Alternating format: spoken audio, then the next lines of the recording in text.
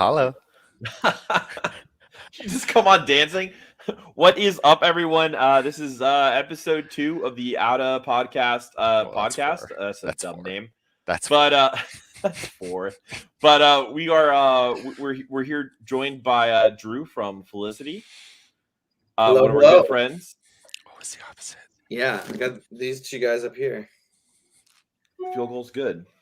Yeah, I'm gonna take a quick video and throw this on my IG. Be like, yo, here we go. Yeah. Come hang out. Come hang out. Okay, cool. So, I guess we're live. Yeah, we got it. We got it. So today we're just going to kind of do what we did last week. We're going to recap some fun stuff that we released today with the Fall Start music video and Fall Start coming out today. We're going to talk a little bit about what Felicity's been doing, what we're going to do together, and talk some Star Wars shit. Star Wars shit. Always Star Wars shit. So I guess with that, let's just go right into it so we can show it off here. So this was released pretty much yesterday. Off Ghost Killer Entertainment. Yep. Oh, I forgot. It'll show us here. So, well, you know, it would be nice if it actually shows. Do you see it? Do you see Disappointing Porg. Here we go. Still technical difficulties. What, do you not see anything? Nope. This is killing me softly. It was working like 5 It seconds. literally worked like 10 seconds ago. Okay, so There you go. There we go. So I want to make sure people get in to see it. So We'll start here. we're back. Fails.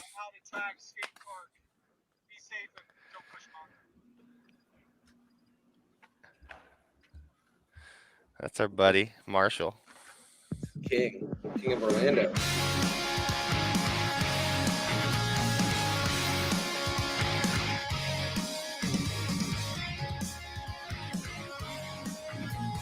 You know, we tried to do this one time and it like failed miserably. What, the music video or putting it on the podcast? All of it.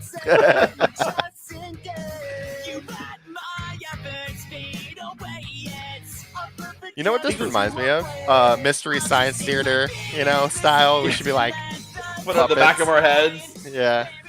Silhouettes. I like how the take we finally got was like the 6th take, and we were already all like sunburned the entire time. I'm also glad that Mike was able to skateboard because I can't. There's nothing worse than doing outdoor music videos in the state of Florida. Jesus. Oh yeah, definitely. It was hot. I don't think we'll ever do one again. We'll just have to.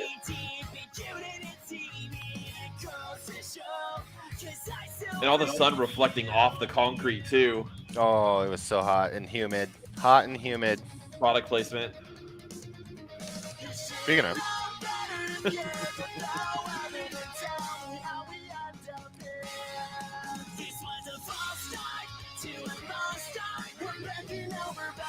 I'm really hungry right now, and that pizza does look good, and I know that it's like probably a year old.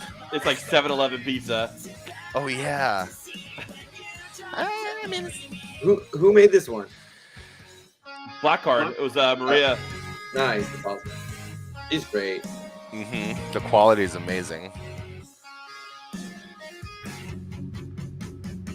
Because it definitely didn't look like that out there. It was definitely bright. Definitely bright. I'm over here. Half of the stuff you see me, I'm like, we're squinting the entire time. It looks like it's like a nice, cool day. But classic Nikk hitting someone with a bass. That's actually very accurate. Very accurate.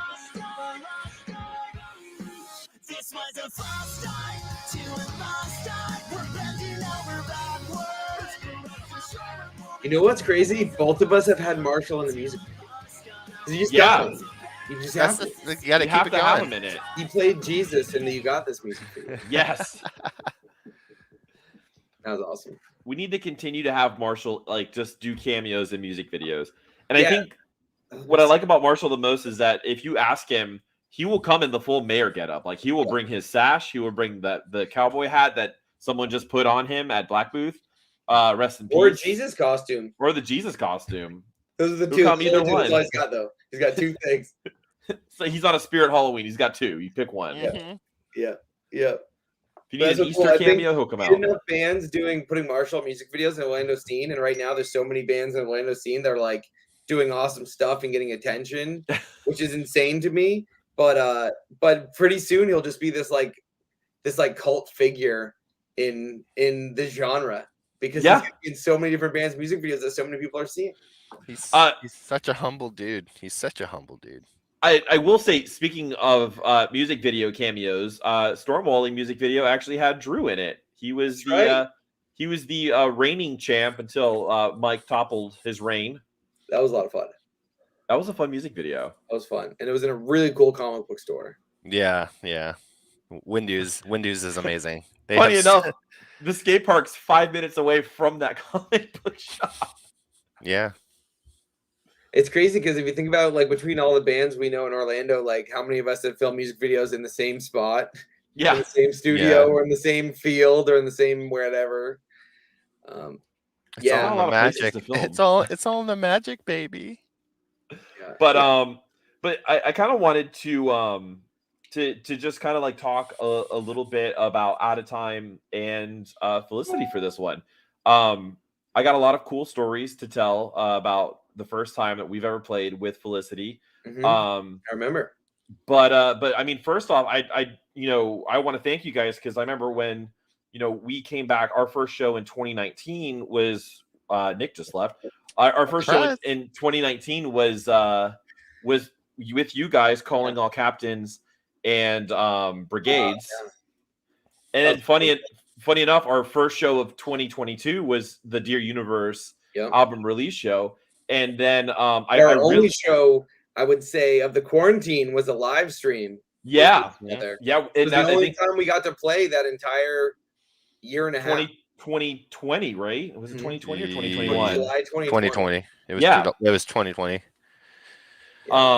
We were able to do that. Rest in peace, Soundbar. Mm-hmm. And then I also got to, just do a quick shout out for you guys too, because if it wasn't for you guys, we wouldn't have the successful career of Carrie Russell. Yeah, exactly. I love it. I already forgot about that stupid thing. We had the Americans, and she was in Star Wars and whatever else she was. I don't remember. I don't know Carrie Russell's. I didn't IMDb this. I'm sure other things. Nikk sent me remember the first time we ever played together?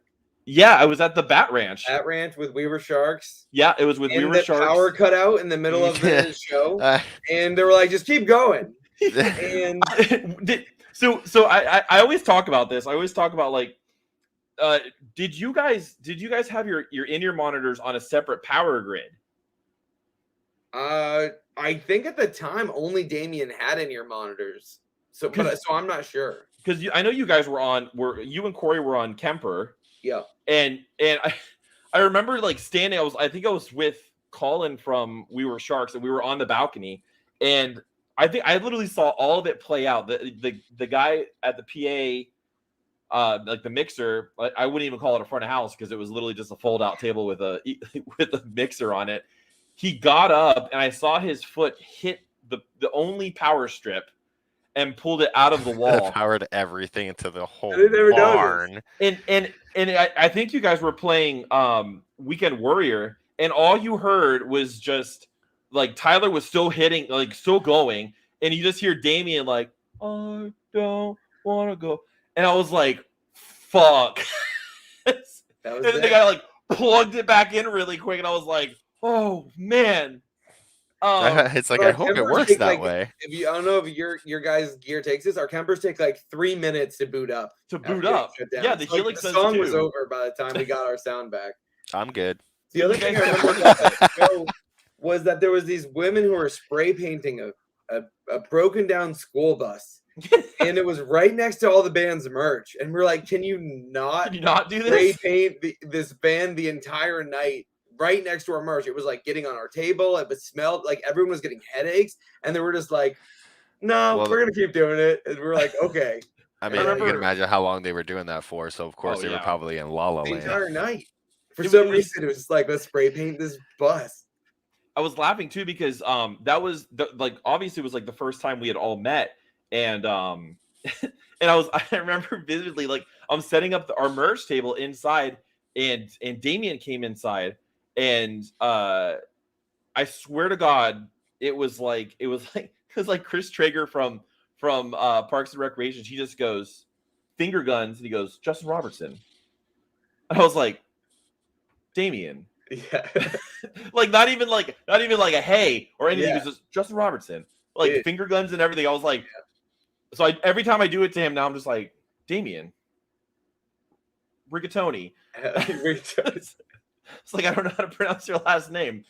It's Vagiolino. Vagiolino. Okay. With the F, like Fagiolino. Rigatoni. Like, Rigatoni. Like, hey. Hey.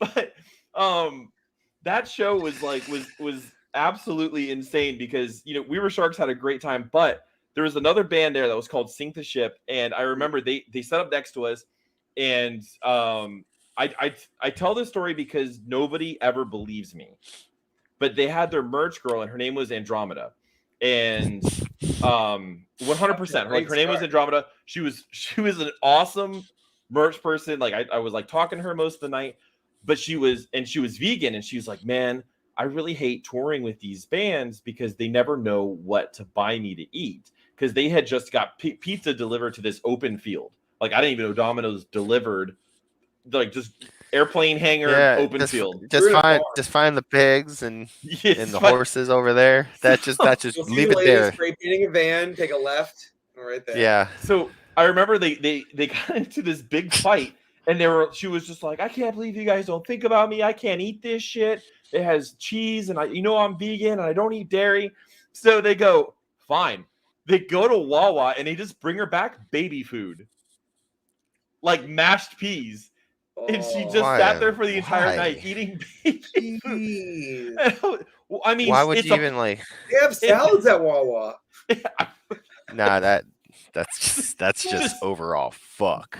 Gerber baby food, and I was just like, that's kind of fucked up. No, I'm not. This, I don't want this to be taken as I'm talking shit about bands, because that's not what this is. But it might sound like it in the beginning. But Sink the Ship one time kicked out a member of their band, and they put a big red X on their face, and it was done for real. And people lost their mind and told them that they were like insensitive and rude, and it was inappropriate. I don't care. I thought it was funny. And so when we did our whole thing with Damien, it was because of Sink the Ship, because I knew this would get a visceral reaction, just because I saw the visceral reaction they got. But they did it seriously. Ours was not seriously, so that's the only reason I want us to think like I'm talking shit on them. But they did do that. You can go back and look. That was the thing they did, and I saw the reaction, and I was like, this is how we're doing it. This is how we're going to set the world on fire. And just the fact that you did the music video that tied in with it, too, was like, it was just the perfect, like, publicity stunt. But the memes that came out of that, like, just the memes that I was sending you guys the entire time, because I was like, I remember, like, all of it happening, and I remember, like, I think Mike and James were like, did they really kick Damien out? And I go, no, they're full of shit. Like 100%. Like, they would never kick Damien out. And I'm like, and the way that they're going about this is so ridiculous.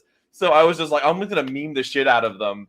So I just kept sending you guys the memes, and we were posting them up everywhere. It was so much fun. It was the most stressful, fun week. We were like, Damien, you cannot go on social media. Don't talk. Don't respond to any message you get about it. Just radio silence, because you have to commit. We all actually blocked him on. You all blocked him on purpose, so that if anyone checked, it would seem legit.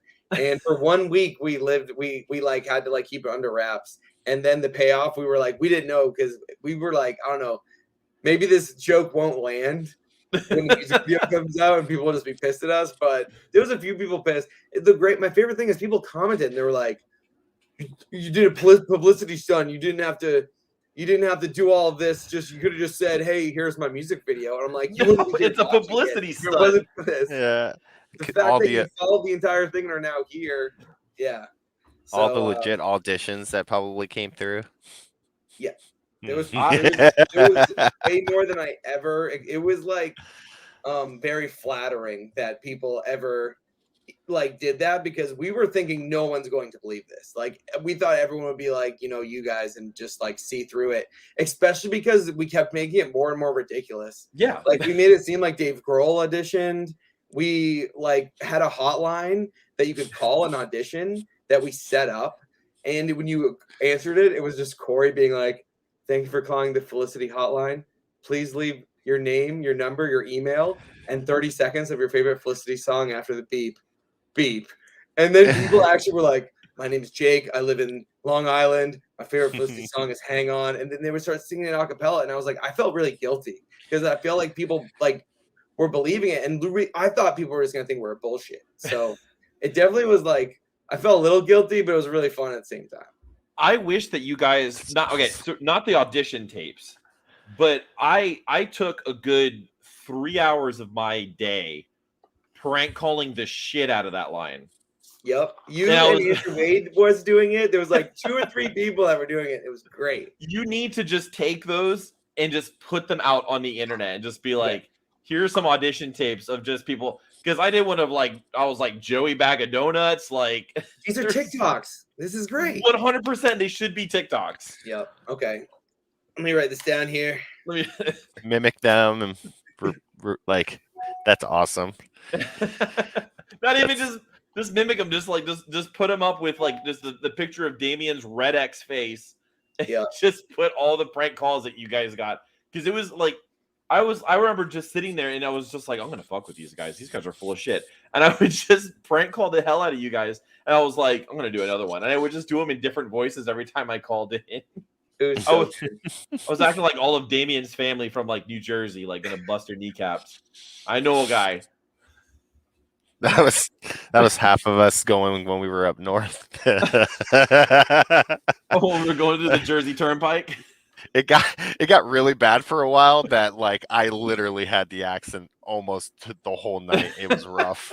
I could not break character. Well, we were driving to pick up We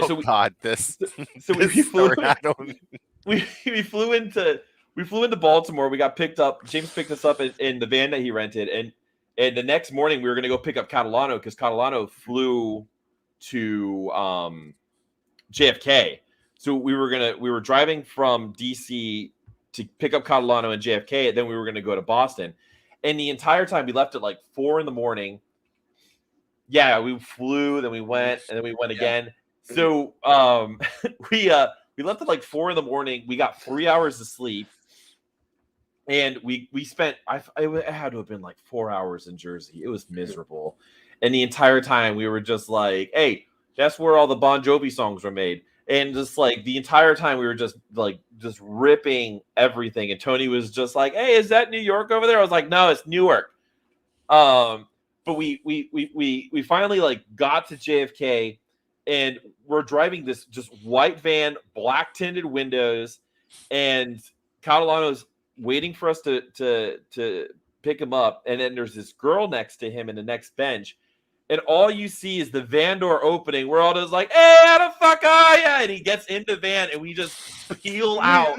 And this girl's staring like, did this guy just get kidnapped? It's like that. It reminds me of that scene in Old School where he's like, if you tell anybody about this, I'll fucking kill you. He's like, I'm sorry. I'll have him with my That would have been the worst reaction. thing. We got in your face and be like, you tell anybody about this, I'll fucking kill you. And just get back to bed. But we literally he came in, we grabbed him. He's known us 4 hours at this point. Because the only time we've ever talked to him was at the Dear Universe release show, a little bit at your pool party. Yeah. And that's it. And he flew up to meet us. We grab him, pull him into the van, and he was fully immersed into our personalities. And I'm like, I don't think he was fully mentally prepared for it. Dude, you gotta take it all. No. It was like so bad. Nick, did you kind of like look back there and then be like, I feel a little bit bad for him, but he's gonna have to get used to it. So he fit right in. He fit right in. He was like, he had a blast the entire time. But it was like it was just funny, like because he was like a reality check. He came up. He's like I'm gonna be like I'm gonna do photography. I'm gonna do videography. He was 100% our tour manager the entire time. He was just the non-designated tour manager. Well, he also like has done it for like We the Kings and stuff. Yeah, he knows what the fuck he's doing. So yeah, but that's awesome. we had played Boston, and we went to the dispensary to grab dispensable items, and we got this seltzer that had THC in it. So we popped them open in the van. We're drinking them. Our next show's in Pennsylvania, and we get there. We played Scranton. We did the entire thing, and the owner of the venue that we played at, he's like, "Hey, that was a great show that you guys played. You guys want to come to the back of the bar and let's drink some drugs?" And we're all looking at him like, "This guy's fucking. We're gonna drink drugs." And Catalano goes, "You guys were literally drinking drugs 6 hours ago." We're like, "Oh, you're right. You're totally right." This guy's Scranton drinking drugs though. What is the difference? Is he like doing some lean? No, he was just wanted to go and drink with us. Okay, nice. This is the way he said it. He was wanting to go drink drugs. Sounds like what? His energy was definitely out there. 100% Bombshells energy. There we go. But it was like Bombshells energy if Bombshells was in Soundbar. Yeah. The lighting was awesome. The sound was awesome. It was really like a cool venue to be in. It was the Haven. Okay, I'm with you. Yeah, I felt like a giant on stage, though. Yeah. Well, I mean, I hit one of the lights. That used to be out in that back booth, like that speaker. Yeah. On the stage right. I used to jump and hit it every show without. Yeah. And the stage wasn't that high. Like the stage was probably about as high as like Bombshells was. And I was on stage right, and that's where I like hit my head on the light. But this girl comes up and she goes, "Are you guys like a band?" And I'm literally sitting there with like my guitar, everyone behind me, and I go, "Yes, we are." And she goes, "Can you guys play Mr. Brightside?" Yeah. I said, "No, we're not playing Mr. Brightside." I'm like, I love the song. We've never practiced it. Yeah, I'm pretty sure none of us have ever played it. So she kept asking me, and I said, we'll play it as our encore. Play her entire set, no Mr. Brightside. And Tony has video of her walking up to me and just flicking me off. Because I'm like, I told you, I set expectations up front. Yeah. Tony was also assaulted at the show. Oh yeah. Scranton is tough. It was a fun show. Outside of the assault on Catalano, and you were assaulted too by a raccoon cage too. That was DC. Oh yeah, true. I was assaulted by the person that asked me to sell me her piss. Oh yeah, I remember that one. Sell me her piss. Why would you want to buy someone's piss? She wanted to buy my piss. I think that's what it was. Like a drug test? But you've been drinking drugs the whole drive. I know. I told her she was not going to have my piss. She would have failed that drug test real quick. You've been like, "Yeah, I don't do drugs. Here you go." What are they testing for? $200. You're paying for our gas tonight. But Kellen was awesome. We love working with him, and he's really doing the thing. Like he's working with some awesome tons of bands from Florida, but he's also getting to work with We the Kings and Simple Plan and great champs too. Yeah, and it's because he's so damn talented. It's not because he knows so and so and he's boys with so and so. People see his work and they're like, "Damn." And that's when I saw his work, I was like, "Damn, you're gonna be our photographer." It's crazy, guys, for sure. And I think it was kind of like the way he told, because we're like, "How did you get in with like Travis and everybody?" And he was like, "Well, I just went to a We the Kings show and I just started taking pictures and I sent it to them and they were like, 'Hey, do you want to go on tour?'" I was like, "Yeah, I mean, look at like what you do. Like it's, of course anybody would take you on tour." I'm like, "We took you on tour." Like, yeah. And he was just like we literally asked him like 4 days before. He's like, yeah, I'll see if I can find a flight out. That's sick. That's awesome. Yep. It was a fun time, and then I think the last night, he was a little inebriated, and he woke up and he was sitting in the corner, and he was like, "I just met these guys. I don't know where I am. I don't know who these people are. I'm in a strange place." He's And like, I've never felt more alive. he's like, they're gonna kill me.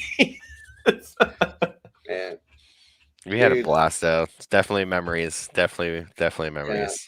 But like you know what's the crazy thing about going on tour is like, especially going on tour when you're a little bit older, we're on the older side of the tour life. It's like you only remember the good things, but there's way more bad things. Like Oh, yeah. Yep. how much physical pain you're in It's like the entire time. you wake up in the morning, I'm not feeling like P. Diddy at all. Every day it's like, do I have cancer or the flu or something? Because I just feel like I'm going to keel over at any moment. Why is it so fucking cold here? Yeah. And we then had looking back, it's like, I can't wait to go again. It was nothing but good memories and fun. yeah. You don't remember the pain or anything. Mike had the Navage nose irrigator system that pushes water and pulls your snot out, and we all had different nozzles that we were using for it. And Catalano had never seen us use it, and I was outside of the van, just like literally just pumping out all the crap You have that I got in video my of this. nose, and it pulled out a just snot rocket, and Catalano was just like, "What the hell?" Pretty much filled up the whole container. Yeah. Yeah. I had to drain it out and everything. Oh, I felt amazing though. Oh, it was so good. Yeah. I remember bought one being, when I like, got I don't know back. about you guys, but like breaking down, and you think about like a car breakdown is normally like 9 times out of 10 in your life, like one of the worst days of the year is like your car breaks down and you're like going, but like when you're on tour, car breaking down just becomes this fun adventure for you and your friends, and it's like you look back and you're like, remember that time we broke down? Oh, that was dope. Like, I don't know, Yeah. it's good No. times. We broke down in the middle of a cornfield in Indiana, Oof. going from we're going from like Indianapolis to Chicago or something, but it was just cornfields and nothing else and no cell phone service. And we broke down, and I remember going out into the cornfield to pee and just going down this embankment and just going like just enough into the cornfield so you couldn't see me peeing. And I came out and I walked back up and I started talking to the guys and I started feeling itchy and I looked and I had ticks all over me. Oh, And I that's was my just like worst obviously wigging nightmare. out. And I'm like, I think about that as like that was a fun, crazy day, but like that should be traumatizing. But when you're on tour, you just get this different mindset that everything's fun, and then even the worst things happening to you is fun. I don't know, because you're with your friends and you're in it, you're doing shit together, and you're all on an adventure, and you don't know what the hell's gonna happen. And I don't know. You just look back and remember all the good stuff. See, I thought you were going to say you were going to come out of the cornfield and you just found this whole town run by children, Yeah, it was like that's what I was expecting. like children of the corn. We what happened was our dipstick to our See, what happened was the dipstick to our van broke to check the oil, and our van our tour manager Alex, who was with us, was like, my van needs oil like all the time, so like we got to be checking the oil. We were checking the oil so much that we broke the dipstick and we just didn't have one, but we had to keep going. It just happened. It's like, well, we still got to keep going to the show. Yeah. We can't like try to find a dipstick for dipstick. the van. So there was what no happened was we put too much oil in the car, and that's why we broke down. It And flooded the engine.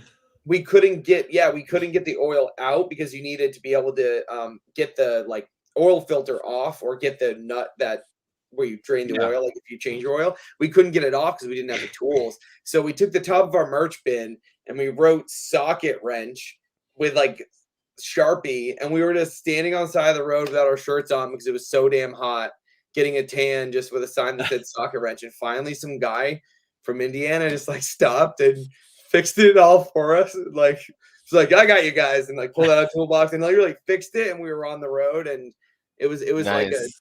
like a probably 6-hour experience, and I got covered in ticks and Oh, got crazy sunburns just like you guys did in that music video. But hey man, we made it to the show, and it was like, At least oh, it wasn't shit. Lyme disease. yeah, you could have got Lyme disease Or lemon disease, man. or That was lemon disease. The so more ripe. so with that, let's go pop over and show a little something for you guys. Yeah, let's do it. This is one of my favorite music videos. I think it's probably one of my favorite songs from you guys too. Let me not Hey, man, screw me this too. up. What are you doing? Come on, buddy. All right. Do you see it? Do you not see it? Why is it not sharing? Whatever Yeah. happened last time is probably happening again. Because life loves to give you There we lemons. go. There it is. We got you That's now. ours. That is not what we want. Yep. Well, with that being said, here we go again. It's all right.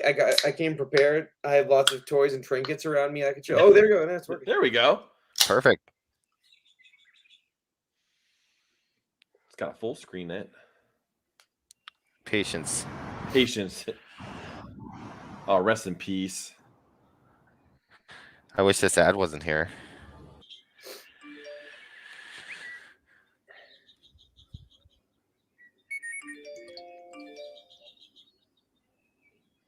What's great is like, you know, pop-up video is like some of those comments were from the music video when the comments we got on You Got This, when people were mad that we pretended to kick out Damien. But this video was actually filmed a year before that, so we luckily went in after it was done and added those new comments of people talking shit about Yes. It's kind of like the when Liquid Death put out their Greatest Hates album. Yeah. Just put all the bad comments just to make fun of them. Yeah. Most of these are written by our friends also, by the way. We're just like, hey, Yeah. you talk shit about my band? And they're like, okay. We're like, all right, great.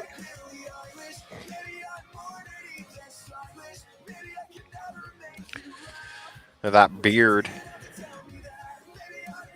This is also a pandemic music video where we couldn't, it was like literally just us and our director in a building. And Yeah. we got the cardboard cutouts because we couldn't have a crowd. I think it worked. It kind of like gave like a whole nother like atmosphere to the music video too. Those were fucking expensive, man.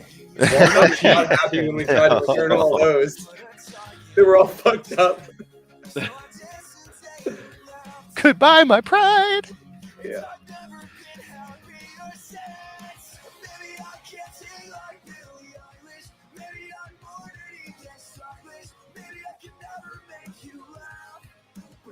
And this one was directed by Sean Maple, who's in Orlando. He's awesome too. Another Yeah, great he music did video. some of the capstan videos, and I think he did the one of the Overthinker ones too. Yeah. Yep. I saw John Cena. Weren't we just talking about him earlier? Oh, how did you see him? He was on screen. You can't see him. Well, He was earlier. Now it's a clown. No, it's a clown. Sean did a bunch of capstan music videos. He's done probably 3 or 4 for us now. He did one as well, another one from this album cycle, and a few in the past. We did a few of them, and he's awesome. He's super easy to work with and great guy, and we have a lot of fun. These are the guitars that you rented? Yeah, well, no, we bought them from Sam Ash and then filmed the music video and then returned them the next day. And they were like bad prom dress. They were not too stoked about it. The salesperson who had their numbers with Blue Light Special on aisle 12. The two $1,300 guitars returned the next day after the big. Oh yeah, his commission took a huge hit on that one. Ooh. Those were the like one of them was the George Lynch Kramer guitar, and one of them was the Satchel from Steel Panther guitar. That guitar was sick. The green one Corey used, yeah. That one was not returned. No. We really thought about it. We really thought about it.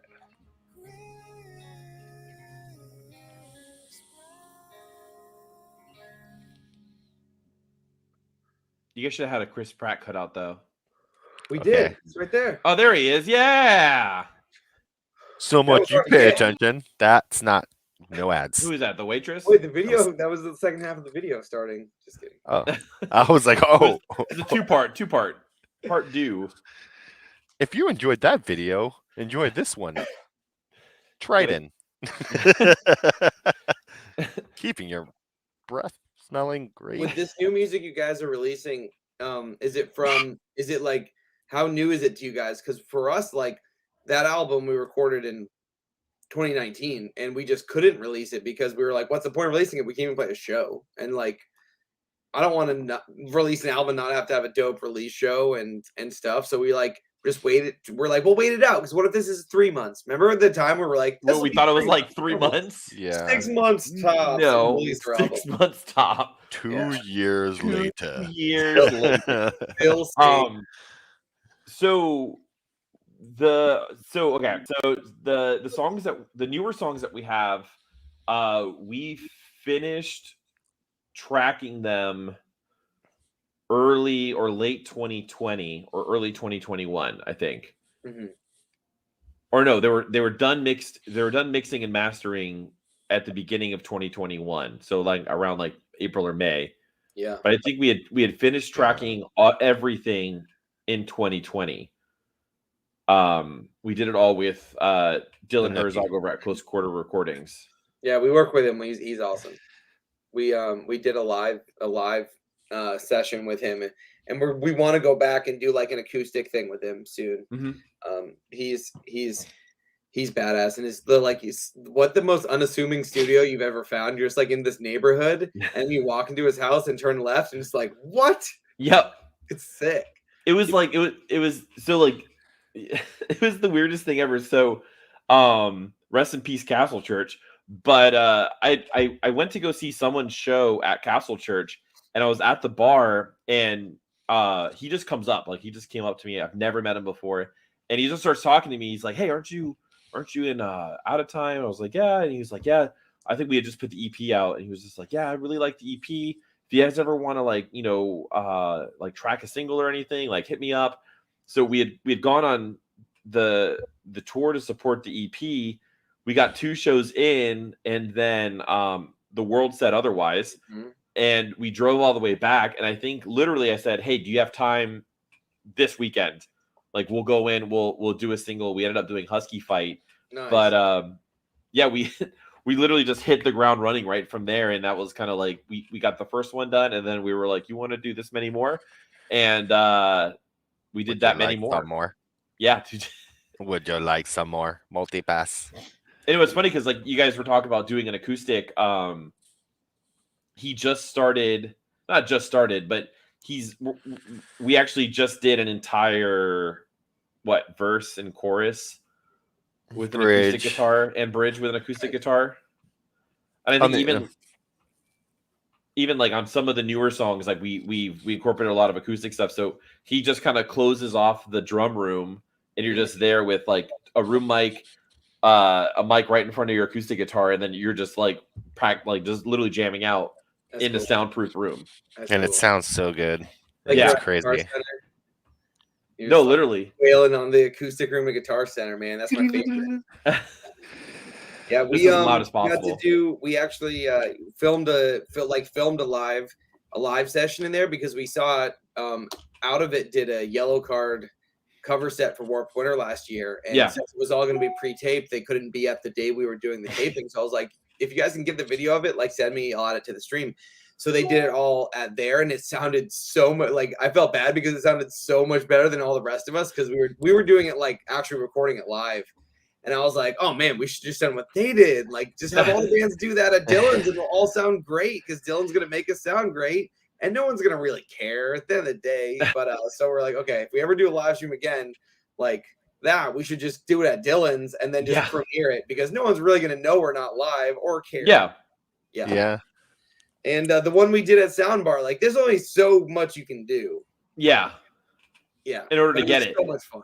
Yeah. It just Dylan's like attention to detail is just so like phenomenal. He's just like, no, this is what it's going to sound like. We're going to do this. We're going to do that. And even in like something like where it's like a pre-recorded session, like he'll put post-production into it to make it sound as big as possible. Yeah. 100%. Yeah. Andrew does the same thing. Mm-hmm. Like what you record, and then he's like, I'll get you guys some mixes. Let me know what you think. And it's like a different song. It's like night and day. Like there's instruments you didn't even know existed on it. And you don't know where any of this came from, but you're like, this made it so much better. And when you can have a producer that's not like, the first person we ever worked with was an awesome, awesome producer, but we were super young in our career. and he was just the producer. He was maybe more, I'd say, like of an engineer. So where they're like, hey, do you like that? Like, what did you think of that take? Did you feel good? Where Dylan and Andrew will be like, that wasn't good enough. Yeah. Like, we need to do this better. And I'm not going to put my name on this unless it sounds up to my standards, which is why I'm going to do all this extra work of post-production maybe, or attention to detail you talked about, to make sure if his name's going on, it's as good as possible. And they both have that in common for sure.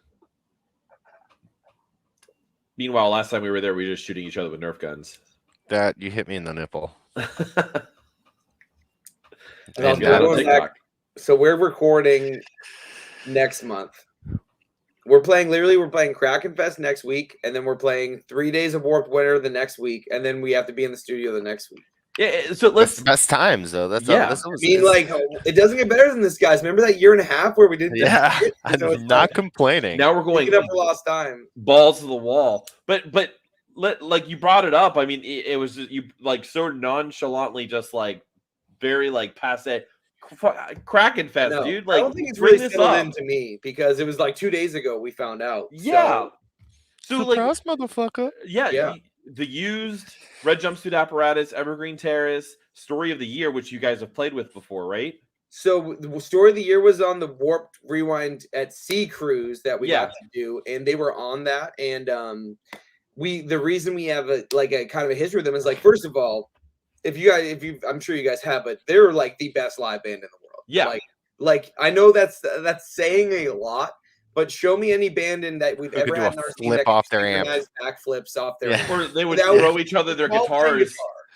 Yeah. And people don't get the credit for that they deserve. Is like they have iconic songs that everyone knows can sing along to, but like they were the best live band. And that energy and all that came from them back in the early 2000s. Like they set the standard for generations of bands of like what a live show should be, and all these these insane live bands now. Like we like talk about seeing like Let Live live, like seeing like Let Live or like the Chariot, all these like really good live bands. Like that Story of the Year like started all of that in like 2003, 2002, 2002 almost.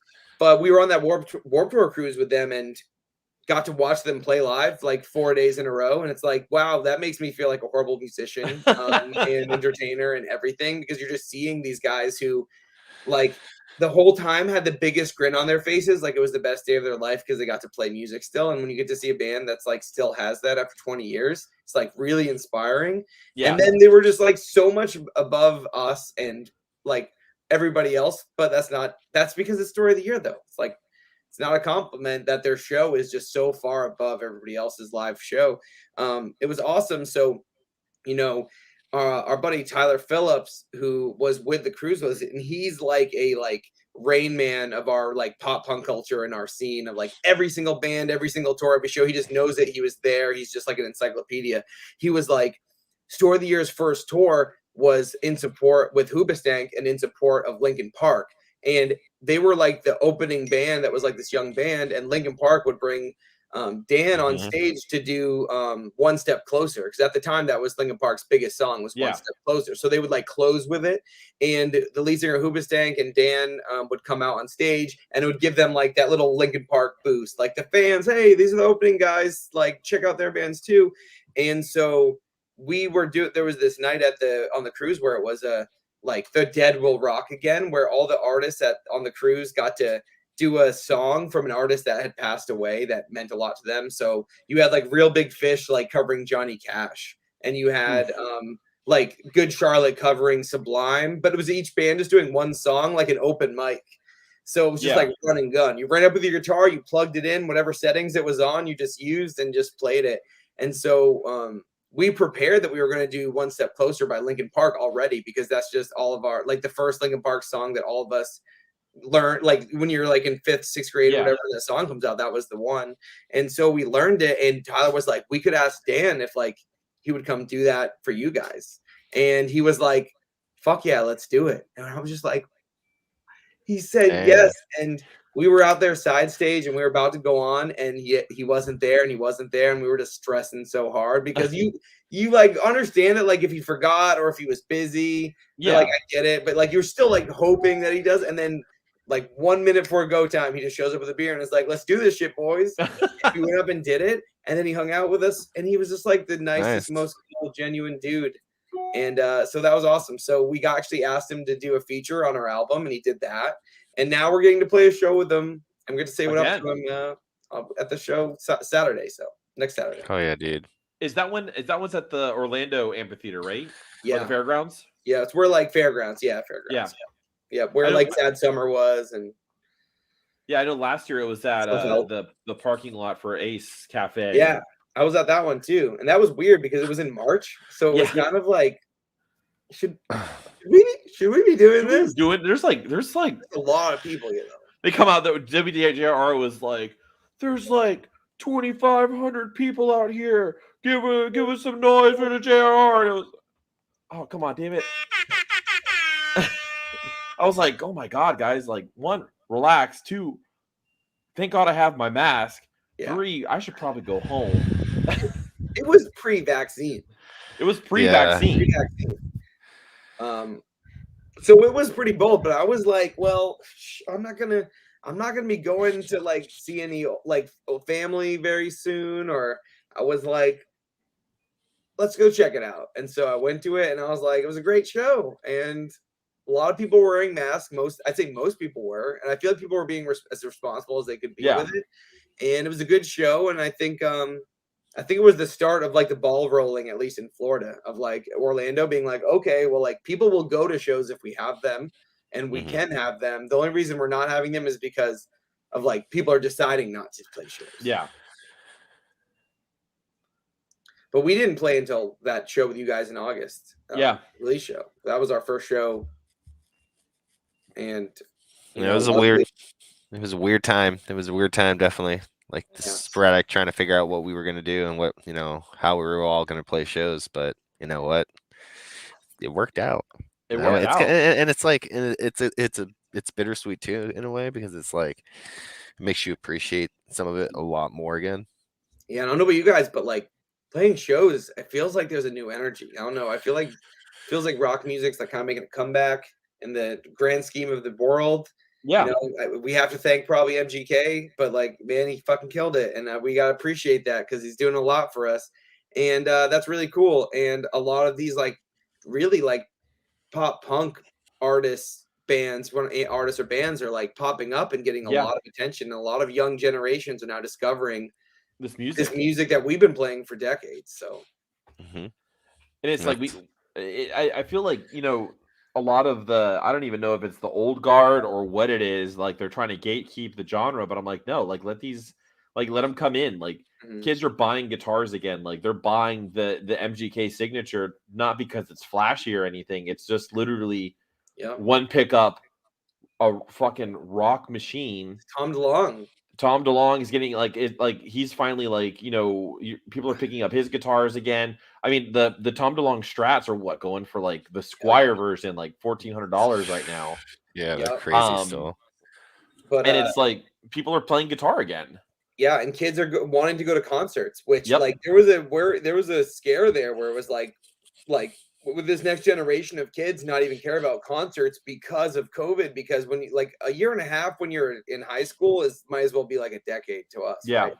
Like a lot in your life can change and you develop a lot. And so like if those kids didn't have the outlet of Warped Tour and like going to Warped Tour and seeing that girl you like, or your group of buddies, or seeing this band that you've been following on MySpace, whatever, and Facebook and Pure Volume, and then like they don't have that, and then there is no shows period, and then the music scene was dominated by hip hop and pop music, which is all great, but there was just like rock didn't have a voice in the grand scheme of things until the last couple of years. So thank God, I think it's gonna be awesome. Yep. Yeah. And honestly, we gotta thank Travis Barker for a lot of it, for being the guy who's on every single friggin' single coming out. Yeah, and when we were Young Festival, think about how much that took the world by storm. And like that's our scene. Like, no one cares about our scene, but all of a sudden, like celebrities care about our scene now. Like that was not when Warped Tour was around, it wasn't cool to the mainstream world. But now that it's fun, if Warped Tour was cool with the mainstream world, we would still have Warped Tour. Yeah. Yeah, Like literally, like people are gonna be like, 100%. imagine if We Were Young was all summer and you could go to different cities and it would come every year and you get to go with all your friends. It's like, yeah, that's what it was for like my Mhm. entire life. Hello, Mhm. Kevin Lyman. Yeah. Mhm. Well, with that, I think it's a good time to start winding things down. Yeah. So where, Drew, can everyone check you all out? Yeah. So yeah, like we said, we're playing Kraken Fest this coming next Saturday. And then we are doing 3 dates of Warped Winter, which is our Warped Tour tribute fest with Out of Time on the Orlando date doing a New Found Glory set, which is gonna be awesome. This is 3 years in the making. This year it is happening, guys. I don't want to jinx it, but I think it's gonna happen. And then we're doing one in Tampa, one in Jacksonville, which is cool because this is the kind of all like me and Marshall's brainchild. Marshall Montgomery and I kind of came up with this idea, and now we were like, yo, what if in a couple years we can do it in like 3 cities, and then maybe we get a bunch of Florida bands and we make it like a little like Florida tour we can do like 5 times maybe next year. And like the interest is there. We had venues in Tampa and Jacksonville wanting us to bring it up there. It was so I think we can get it there. So next year probably great. But yeah, this year 3 dates. Every date has stacked lineup of bands from their hometown, the local towns, but then also bands traveling. Orlando bands are going to Tampa. Tampa bands are going to Jacksonville, and vice versa. So it's going to be great. And every lineup has this like insane stack of like the bands that are being covered and the tribute sets that are being played too, which is really cool. And then, after that, we're heading back to the studio and going to be recording what is the next Felicity record, which is almost done already because we recorded Dear Universe in 2019. So, Isn't that crazy now? This is crazy, right? Isn't that absolutely Hell yeah. crazy? Yeah. Yeah. It's crazy too. Like just like talking about, that Warped Winter show. I mean, you guys are doing Papa Roach. You have Miramar Drive, not Miramar Drive anymore, but they're half Miramar Drive band. Yeah, it's Stay at Home Astronauts, but it's like the guys in Miramar Drive. Yeah, they're doing Blink-182. Ivy Paint's doing Fall Out Boy, Television Supervision with Green Day.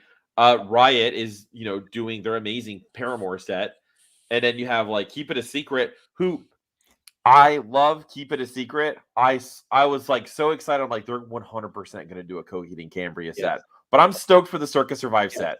I think maybe that's next year. They better do Coheed and Cambria next year.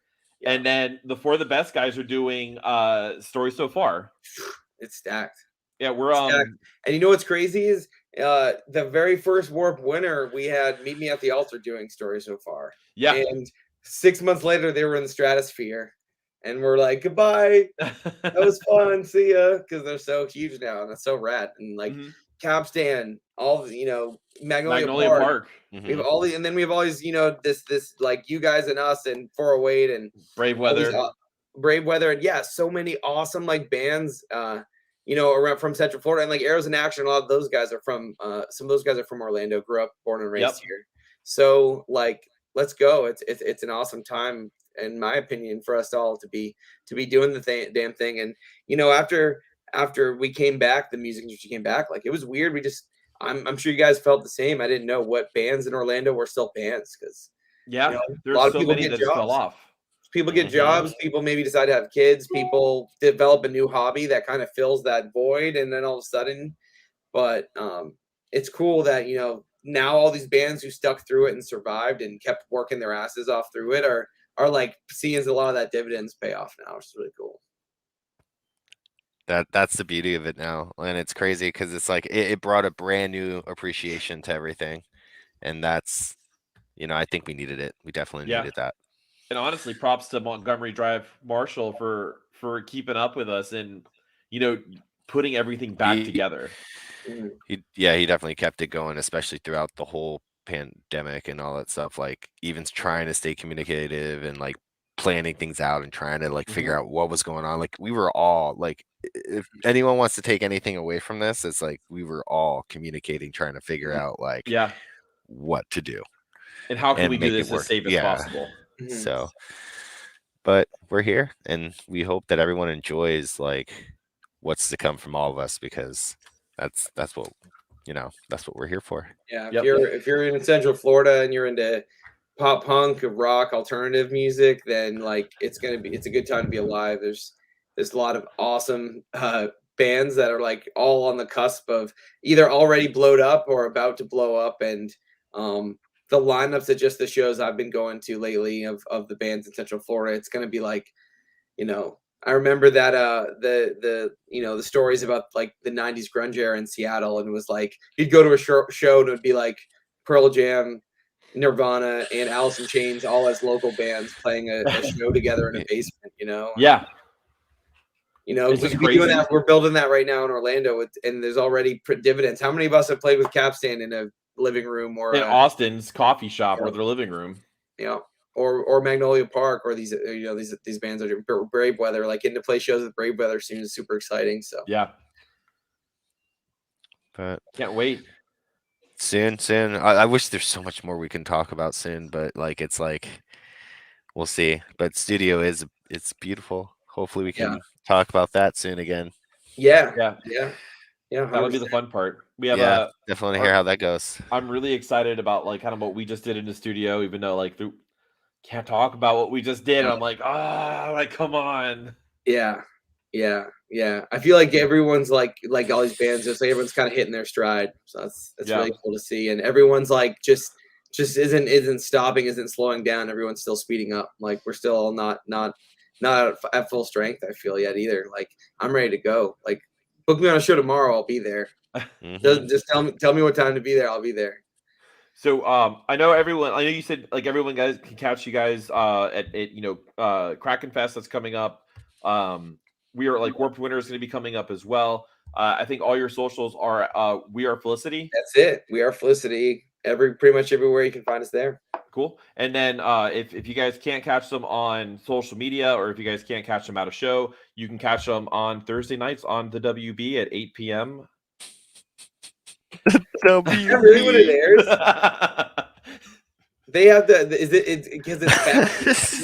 No, it's not back. The WB's not a thing. Well, no. But I'm pretty sure that show is coming back. Felicity's coming back? No way. Look it up.